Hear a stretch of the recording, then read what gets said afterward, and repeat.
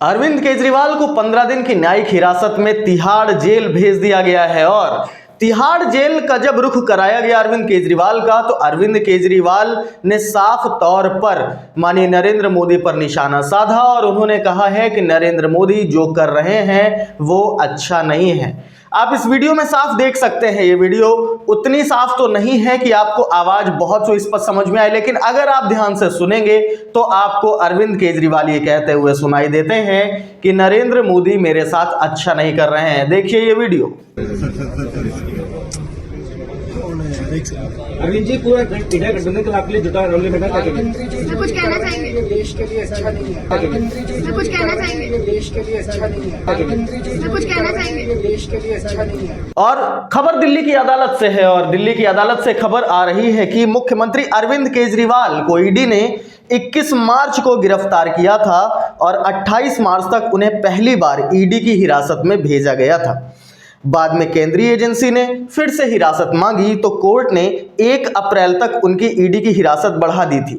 अब कोर्ट ने उन्हें 15 दिनों के लिए न्यायिक हिरासत में भेज दिया है। लेकिन पूरा मुद्दा क्या है, मैं आपको एक एक बात बताऊंगा। दिल्ली के मुख्यमंत्री अरविंद केजरीवाल को 15 दिनों के लिए न्यायिक हिरासत में भेज दिया गया है। उन्हें तिहाड़ जेल में रखा जाएगा। केंद्रीय एजेंसी ने सीएम की 15 दिनों की न्यायिक हिरासत की मांग की थी, जिस पर राउज एवेन्यू कोर्ट ने मुहर लगा दी है। कोर्ट में पेशी के लिए ले जाने के दौरान केजरीवाल ने कहा, पीएम जो कर रहे हैं ठीक नहीं कर रहे हैं। अरविंद केजरीवाल को लेकर तिहाड़ जेल में तैयारियां शुरू हो गई हैं। उन्हें तिहाड़ के किस नंबर जेल में रखा जाएगा, इसको लेकर मीटिंग चल रही है। तिहाड़ जेल में टोटल 9 जेल हैं और करीब 12,000 कैदी हैं। केंद्रीय एजेंसियों ने कोर्ट को बताया है कि केजरीवाल जांच में सहयोग नहीं कर रहे, वह गोलमोल जवाब दे रहे हैं और उनके पास आईफोन है लेकिन वो उसका पासवर्ड नहीं दे रहे, जिससे कि जांच को आगे बढ़ाया जा सके। अरविंद केजरीवाल का रुख जहां तिहाड़ की तरफ हो चुका है, वहीं पर अरविंद केजरीवाल की पत्नी सुनीता केजरीवाल ने अदालत से सवाल पूछा। वो सामने आई और उन्होंने कहा कि अरविंद केजरीवाल के ऊपर आखिर कौन सा ऐसा आरोप है जिससे उनकी रिमांड लगातार बढ़ाई जा रही है। उनका स्वास्थ्य भी ठीक नहीं है तथा उनके साथ जो भी किया जा रहा है वो इस समय जाती है।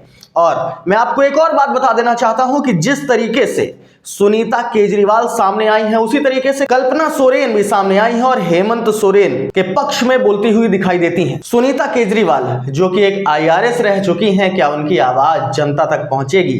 क्या आखिर वो अरविंद केजरीवाल को लेकर जो भी सवाल पूछ रही हैं, क्या उस सवाल का जवाब उन्हें मिलेगा?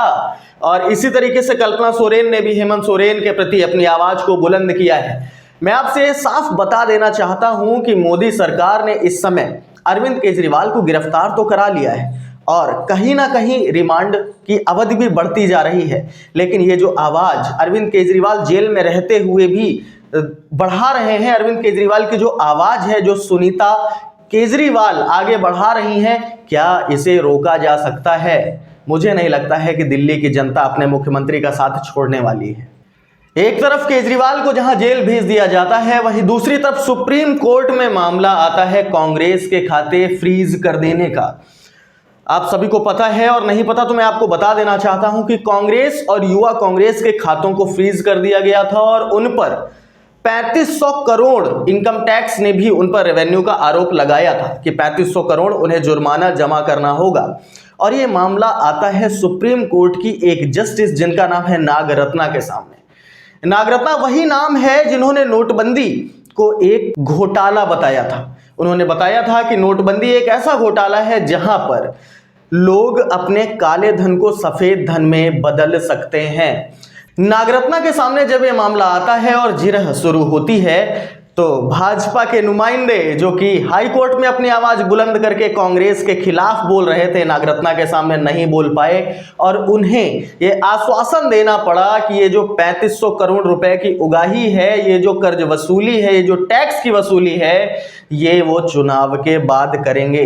तो भाजपा के नुमाइंदे भले ही नागरत्ना के सामने बड़े ही पोलाइट नजर आए हों, लेकिन कुल मिलाकर अगर हम अभी की बात करते हैं तो अभी कांग्रेस को एक बड़ी राहत मिली है कि उन्हें चुनाव के बाद ये 3500 करोड़ रुपए देने होंगे, उसके पहले उन पर कोई भी आंच नहीं आने वाली है। केजरीवाल को तिहाड़ जेल में भेजा जाने वाला है और तिहाड़ जेल में भेजे जाने के लिए वो तैयारियां भी शुरू हो गई हैं।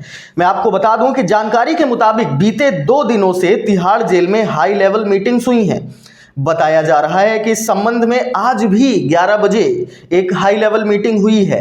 पिछली मीटिंग में इस बात पर चर्चा की गई थी कि अगर केजरीवाल को न्यायिक हिरासत में तिहाड़ जेल में भेजा जाता है तो उन्हें किस नंबर के जेल में रखा जाएगा, साथ ही उनकी सुरक्षा व्यवस्था को लेकर के भी चर्चा हुई थी। मैं आपको बता दूं कि आम आदमी के पहले नेता नहीं अरविंद केजरीवाल जो तिहाड़ जेल में जा रहे हैं, उनके पहले 3 आम आदमी पार्टी के ही नेता पहले से तिहाड़ जेल में मौजूद हैं, जिनका नाम है सत्येंद्र जैन, मनीष सिसोदिया और संजय सिंह।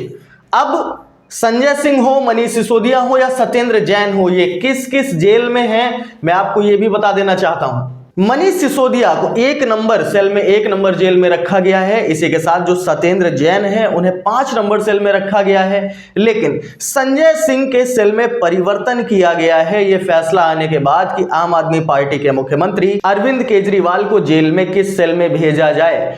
तो वहां पर संजय सिंह जो कि 2 नंबर सेल में थे उन्हें 5 नंबर में भेज दिया गया है। मतलब कहीं ना कहीं 2 नंबर सेल में अरविंद केजरीवाल को रखा जाएगा। और मैं आपको यह भी बता दूं कि जांच एजेंसियों से जो भी मुजरिम या मुलजिम वहां पर भेजे जाते हैं, ईडी की जांच हो या किसी भी एजेंसी की जांच हो, उन सभी को 1 से 7 नंबर सेल में ही रखा जाता है। आम आदमी पार्टी के लिए इस समय बड़ा ही कठिन संकट आ पड़ा है। मैं आपको बता देना चाहता हूं कि चुनाव का समय नजदीक आ रहा है और चुनाव के इस महासंग्राम में कहीं ना कहीं आप अपना चक्रव्यूह बनाते ही तो दिखाई दे रहे हैं, क्योंकि 15 दिन की रिमांड और ली गई है। मतलब आम आदमी पार्टी का सबसे वरिष्ठ नेता अरविंद केजरीवाल अभी भी 15 दिन तक कोई भी चुनावी कैंपेन नहीं कर पाएंगे और इस बात की भी कोई भी गारंटी नहीं है कि 15 दिन के बाद उनकी रिमांड आगे बढ़ाई जा सकती है या नहीं बढ़ाई जा सकती। अगर इसके बाद भी उन्हें न्यायिक हिरासत में रखा जाएगा तो वो इसके बाद भी चुनावी कैंपेन नहीं कर पाएंगे और इस बात का कहीं ना कहीं भारी नुकसान उठाना पड़ सकता है आम आदमी पार्टी को। इसके साथ ही मैं आपको बता देना चाहता हूं कि आम आदमी पार्टी के अन्य कुछ नेता, उदाहरण के तौर पर राघव चड्ढा की बात करेंगे। राघव चड्ढा लंदन में बैठे हुए हैं।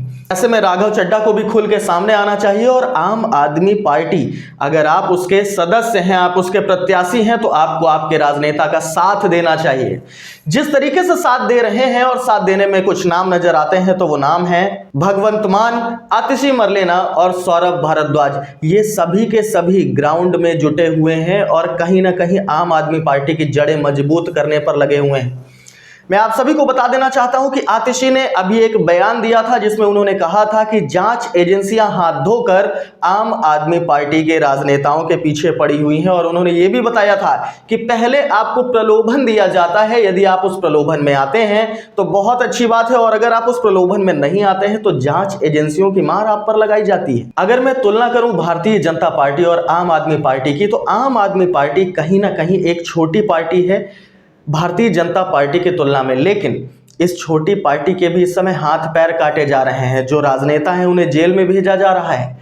जो ऐसे प्रत्याशी हैं जो कुछ कर सकते हैं वो रहस्यमय तरीके से लंदन में जा रहे हैं, इलाज करवा रहे हैं। लेकिन अभी भी आम आदमी पार्टी और अरविंद केजरीवाल का खुद ये मानना है कि मोदी सरकार ने अरविंद केजरीवाल की गिरफ्तारी कराकर खुद अपने पैरों पर कुल्हाड़ी मारी है, क्योंकि अरविंद केजरीवाल भले ही जेल में है लेकिन उनकी आवाज को बुलंद करने के लिए सुनीता केजरीवाल अभी भी बाहर हैं और सुनीता केजरीवाल के साथ सद्भावनाएं जुड़ी हुई हैं दिल्ली के लोगों की, आम आदमी पार्टी के समर्थकों की। मैं आप सभी को बता देना चाहता हूं कि भारतीय जनता पार्टी के लिए केजरीवाल उस मुसीबत की तरह हैं जो ना तो निगलते बन रहे हैं और ना ही उगलते बन रहे हैं। रविवार को इंडिया गठबंधन की महारैली होती है और उस महागठबंधन में जितने भी वामपंथी नेता हैं वो सारे एक साथ दिखाई देते हैं। आम आदमी पार्टी के नेता भी उसमें दिखाई देते हैं, राहुल गांधी भी दिखाई देते हैं और जितने भी वामपंथी नेता हैं सभी ने उसमें बढ़ चढ़कर हिस्सा लिया तथा आम आदमी पार्टी का समर्थन दिया।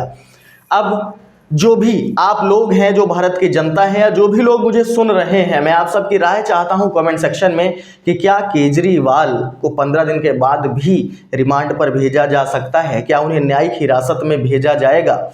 या फिर आपका क्या कहना है इस मुद्दे पर? आप अपनी राय जरूर लिखें, आपकी राय हमारे लिए अमूल्य है। और अगर आपको ये न्यूज़ पसंद आती है तो इसे लाइक कीजिए और इस चैनल को सब्सक्राइब करना तो बिल्कुल भी मत भूलिएगा। तो इजाजत दीजिए, योगेश शुक्ला को मिलते हैं किसी अन्य मुद्दे पर।